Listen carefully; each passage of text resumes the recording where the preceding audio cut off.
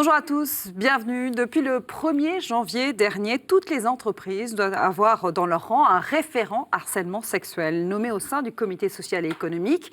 Mais quel est son rôle, son périmètre, ses pouvoirs d'action? Est-ce un effet de mode ou une réelle nécessité? C'est à vous, messieurs, que je vais poser la question. Joël Tesson, bonjour. Bonjour Priscilla. Chef d'entreprise. Joseph Touvenel, bonjour. Bonjour Vice-président de la CFTC. Jean-Eudes, vous avez un référent harcèlement sexuel chez vous depuis le 1er janvier? Vous êtes oui, dans les normes? mais un peu par hasard, parce que cette loi, elle est passée un peu inaperçue, et beaucoup d'entreprises se sont laissées prendre, ne connaissant pas cette obligation.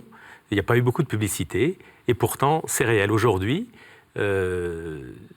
chaque entreprise qui dispose d'un CSE, c'est-à-dire ce qui remplace les comités d'entreprise, les CHSCT, comité social et économique, eh bien, chaque CSE doit désigner un référent harcèlement sexuel et lutte contre le sexisme. Et en plus, il doit être formé, c'est-à-dire financé, cette formation financée par l'entreprise. De plus, pour les entreprises de plus de 250 salariés, la direction doit aussi désigner un référent harcèlement sexuel qui aura peut-être plus de pouvoir d'enquête ou de rôle d'enquête dans ces cas-là. Alors que le référent CSE, lui, n'est pas un enquêteur, n'est pas un dénonciateur, c'est celui qui accompagne le salarié qui se sent victime. Alors, toutes les entreprises sont concernées? Toutes celles qui ont un CSE sont concernées. D'accord. Et c'est beaucoup. C'est beaucoup d'entreprises. Plus de 10 salariés. Plus de 10 salariés. Mais c'est ahurissant, le nombre de formations d'ailleurs qu'il va falloir prévoir. Parce que, alors on peut le faire de façon très soft et cocher la case « j'ai désigné un tel comme référent ». Et puis c'est tout. Mais ça sert à quoi? C'est dommage, parce qu'on se prive justement de ce pourquoi la loi a prévu ces référents. Alors justement, parlons un peu des pouvoirs, du périmètre d'action du référent harcèlement sexuel dans une entreprise. Joseph, déjà, comment ça se passe? Le législateur, dans sa grande intelligence, a prévu une nouvelle fonction, une désignation obligatoire, mais pas de sanction s'il n'y a pas de désignation. Donc les entreprises sont un peu ce qu'elles veulent. Donc on est, du côté du législateur, comme trop souvent, quand même un peu dans la com'. Parce que s'il y a un poste qui mérite d'être créé, qu'il est obligatoire de créer, alors on prévoit la sanction en cas de non-création. La sanction, elle pourrait venir par les tribunaux s'il y a un problème, en disant vous n'avez pas mis en place tout ce que vous deviez mettre en place, et donc on vous sanctionne. Mais on voit très bien que c'est un peu... Enfin voilà, c'est pas très bon de ne pas prévoir la sanction si on ne respecte pas la loi. Cela dit, ça pose le problème de l'évolution de la société. Alors il y a tout un effet de com', de mode, mais au-delà de ça, il y a des choses qui sont avérées. Et on se demande, franchement, quand on nous dit que notre société évolue dans le bon sens, que les Lumières, depuis le temps qu'elles font du boulot et qu'ils sont à la manœuvre, nous apportent la paix, la prospérité et le bonheur, alors comment se fait-il que des gestes aussi bestiaux soient toujours en vigueur? Posons-nous la question de quelles sont les valeurs de notre société. Alors je sors dans la rue et je vois les publicités, et je me dis qu'il y a quand même un certain nombre de publicités en permanence qui sont sur la sexualité, alors qu'il n'y a pas lieu d'être. Mais si je dis ça, ça y est, je suis un affreux, un vilain. Et donc, ce qui se passe dans la société en général, on le retrouve dans l'entreprise, avec du harcèlement, avec des gestes grossiers et inacceptables. Mais où est l'équilibre? La bonne vieille gauloiserie, c'est pas forcément du harcèlement. Tout dépend aussi du contexte, de l'ambiance générale et de la façon dont la personne va le percevoir aussi, selon son éducation, selon ses origines. Si j'ai une jeune fille qui a été élevée dans une famille de 7, dont 6 garçons, elle ne va pas ressentir les choses, je peux vous l'assurer, de la même façon que celle qui a été élevée toute seule.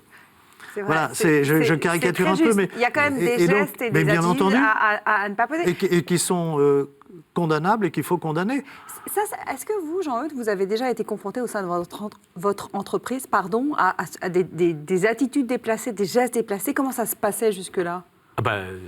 Oui, j'en ai témoigné dans une de nos émissions. Vous n'avez pas été victime, mais... Non, mais dans une de nos émissions où un salarié regardait des films porno devant ses collègues, hommes et femmes, qui passaient derrière lui. Ça, c'était une agression. Mais clairement, c'est répréhensible aujourd'hui. Mais ce que je voudrais dire, c'est que... Alors, des attitudes comme ça, on peut en trouver, mais moi, mis à part ce cas-là, j'ai jamais été témoin de comportements, de harcèlement sexuel particulier, mais c'est pas parce que je l'ai pas vu qu'il y en a pas. Hein. Mais ce que je trouve... je vais aller dans le sens de ce que disait Joseph sur le fait qu'il y a beaucoup de com derrière tout ça. Et si c'était autre chose que de la com, on aurait désigné des référents harcèlement, pas seulement sexuel. Et si je reprends la définition dans les textes du harcèlement sexuel, elle peut s'appliquer au harcèlement tout court. Le harcèlement sexuel est le fait d'imposer à une personne, de façon répétée, des propos ou comportements à connotation sexuelle ou sexiste qui soit portent atteinte à sa dignité en raison de leur caractère dégradant ou humiliant, soit créent à son encontre une situation intimidante, hostile ou offensante. Vous enlevez sexuel et vous êtes dans des comportements non ajustés. Et finalement, moi je regrette que la loi ne soit pas allée plus loin en élargissant cette notion de référent, qui n'est pas mauvaise en soi, ça peut être utile, hein, je crois, à condition de bien les former. C'est des référents harcèlement, ou plutôt harcèlement et lutte contre les comportements non ajustés. Alors c'est quoi un comportement non ajusté? C'est justement un comportement dans lequel on n'est pas dans une relation de personne à personne, c'est-à-dire on instrumentalise l'autre, ou on le considère comme un objet, et bien évidemment, le harcèlement sexuel fait partie de tout ça. Moi j'aimerais savoir, dans une entreprise, Joseph, une personne se sent harcelée, sexuellement, enfin voilà, en l'occurrence c'est sexuellement, comment elle fait? Elle va voir qui Alors maintenant, normalement, elle va voir le référent. Après, elle va voir ses amis. Elle peut venir voir, et ça nous arrive fréquemment, enfin pas tous les jours quand même, hein, mais ça arrive, l'organisation syndicale. Le délégué du personnel, si elle est en bon contact avec, sauf si c'est lui le harceleur. Je dis c'est lui parce que plus souvent c'est dans ce sens-là, il ne faut pas non plus... On nous dit égalité homme-femme, c'est pas vrai. C'est pas vrai, c'est plutôt les hommes qui harcèlent les femmes. Il faut aussi arrêter de se cacher derrière... Alors je veux bien qu'il peut y avoir des cas, mais ça reste marginal. Hein. Donc c'est une personne de confiance. Et c'est bien que dans l'entreprise, elle puisse avoir une personne de confiance ou en dehors de l'entreprise. Parce que c'est toujours très, très délicat, ça touche à l'intime. Souvent... alors, il y a aussi une des difficultés, c'est savoir ce qui est vrai ou ce qui n'est pas vrai. Certains ou certaines vont utiliser cela pour décrédibiliser quelqu'un, pour obtenir quelque chose. Mais quand les cas avérés, souvent la personne, quand c'est vrai, avant d'oser le dire, d'oser dire je suis harcelé, je suis... elle met beaucoup de temps à oser franchir le pas. Alors, j'ai envie de pointer du doigt le fait que dans les entreprises avec un nombre de salariés assez élevé, ce référent a un pouvoir, j'allais dire d'inquisition, c'est pas le terme, d'enquête en tout cas. C'est vrai que dans les cas de harcèlement sexuel ou harcèlement moral, la difficulté c'est de prouver qu'il y a eu harcèlement.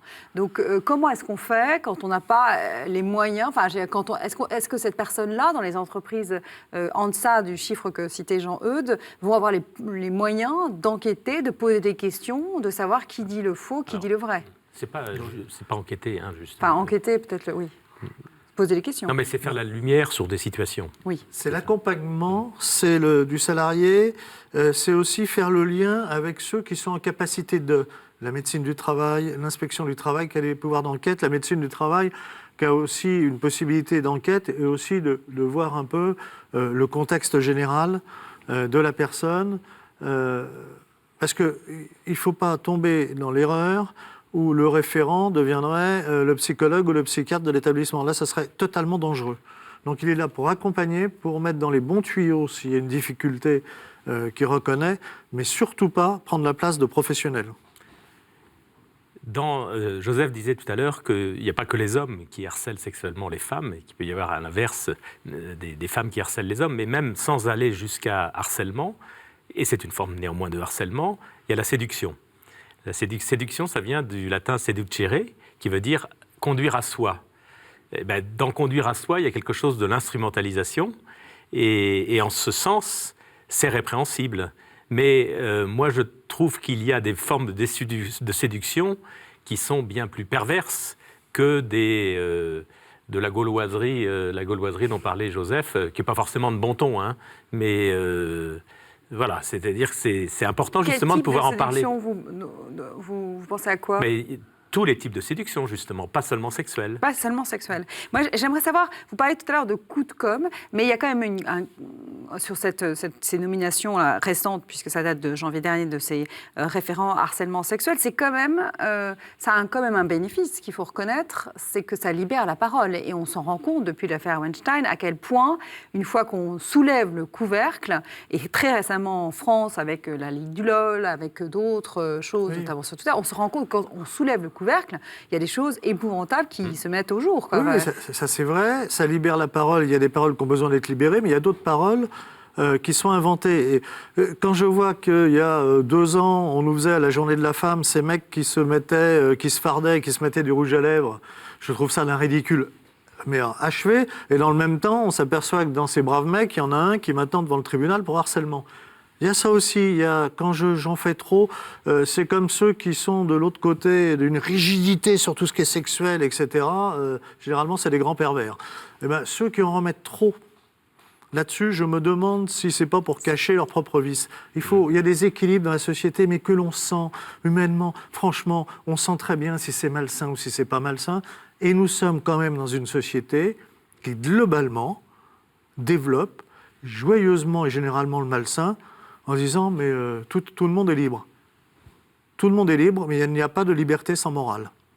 Et si j'emploie le mot de morale, on me dit, ah ben c'est un gros mot, surtout pas. Alors remettons les choses dans l'ordre, remettons un peu de morale, et tout le monde a ses failles, moi le premier, hein, mais remettons les choses, et si on ne pose pas des règles morales, alors on ne pourra pas résoudre les problèmes, parce que c'est où l'équilibre, c'est où à quoi on se réfère ? Jean-Eudes ? Je ne voudrais pas, puisque nous avons parlé de coup de com', Joseph et moi, mais je pense que Joseph sera d'accord avec moi pour dire que ça peut être une chance, oui, ces référents. Mais à condition qu'on sorte du sexuel seulement, comme je le disais tout à l'heure, qu'ils soient formés, que ce soit l'occasion de débattre entre personnes adultes dans une entreprise de la façon dont on est en relation avec les uns et les autres, de façon ajustée justement. Mais derrière tout ça, il y a la maîtrise des émotions, parce qu'il y a la maîtrise des pulsions dont on parle quand on parle de sexualité, mais la maîtrise des émotions tout simplement, c'est-à-dire la lutte contre le fait de se mettre en colère. Mais la colère, c'est vachement préjudiciable. Eh bien, sur le même thème, on pourrait aussi travailler sur la façon dont la tempérance finalement. Tout simplement. Travailler sur la belle vertu. Très, très belle vertu. Il y a quelques temps, j'ai eu à conseiller un garçon, un jeune père de famille, qui se faisait harceler, non pas sexuellement, mais parce que catholique dans une entreprise. Et en fait, il a fallu qu'il change d'entreprise, c'était le mieux, il a retrouvé quelque chose. C'était un harcèlement. J'aimerais que la loi le condamne aussi fortement. C'est un bon fruit de ces nominations de référents harcèlement sexuel. Merci à vous de nous avoir suivis et je vous dis évidemment à la semaine prochaine.